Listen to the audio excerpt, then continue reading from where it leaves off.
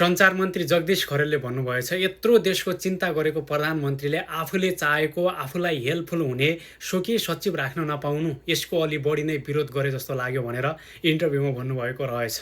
होइन, हामीले विरोध कहाँनेर गरे हो भने त्यहाँ स्वकीय सचिवले आफ्नो श्रीमती, आफ्नो भान्जा भान्जी, काका काकीका नाता नातिनी को हुन् सबै श्रेष्ठ राखेको कारणले विरोध गरे हो। किनभने हामीले परिवारवाद धेरै भयो। राजनीतिकमा जुन नेता माथिल्लो पदमा जान्छ उसको आशय पाशे बनाएर सबै घर परिवार र आफन्तलाई ल्याएर जम्मा गरेर नेता बनाउँछ र जागिरमा लगाउँछ। यो बात चाहिँ बन्द गर्नुपर्छ। गणतन्त्रवाद मान्ने तर परिवारवाद चाहिँ धेरै भयो भनेर हामीले चाहिँ भनौँ न, त्यत्रो आन्दोलन भयो, त्यति धेरै शहीद भए, तर फेरि पनि त्यही परिवारवाद त गर्नु भएन। हामी मान्छौँ प्रधानमन्त्रीले 50-60 भन्दा बढी स्वकीय सचिव भित्रका तल के हुन् आफूलाई हेल्पफुल हुने राखेका तिनी सबै घटाएर भनौँ न 15-20 कतिमा ल्याएको थिइन् र त्यतिमा पनि अर्को जेन्जी शहीद परिवारको कोही आफन्ती भएको भए होइन, जो पनि शहीद भएको छन् उनको परिवारबाट भएको भए पनि हुन्थ्यो।